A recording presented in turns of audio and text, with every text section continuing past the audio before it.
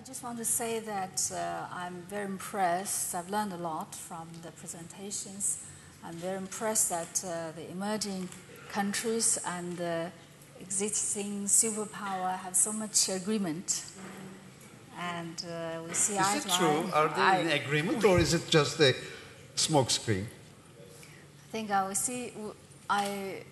we see eye to eye on the challenges and also on the need to change. Mm-hmm. That's great. But changes on the existing structure, it's not easy because this is the first time. This is probably the first time in the world, unlike in the past. This is the first time in the world that we are changing in a peaceful manner. So I think on the one hand, it's important for the emerging countries to learn the rule of the game and make constructive contributions. It's more important for the existing power to accommodate, to acknowledge the need for changes. But do you think that they are ready to accommodate? Sometimes yes, sometimes no.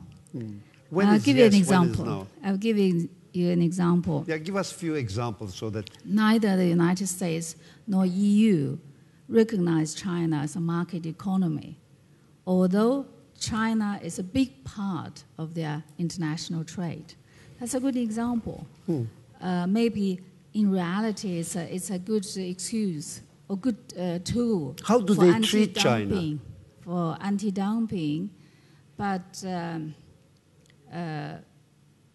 think the bad impression it causes, it generates, does not worth the benefit they get from that. Thank you very much. Any comment on it? All right, sir. Yes, permit me to deal with the issue which the Vice Minister mentioned. She's quite right. The U.S. does not recognize China as a market economy, and that has a major impact on the way in which anti-dumping and countervailing duties are imposed.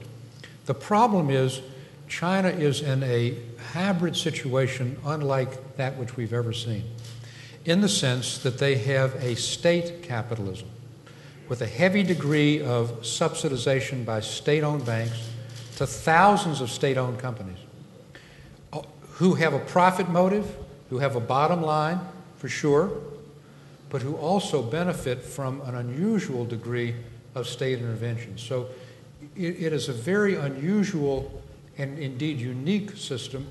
Our laws perhaps were not designed to deal with that, but at this point it's hard to say it is a true market economy. It is a mixed economy in which there are market elements for sure, but there are also very, very heavily state intervention in the market.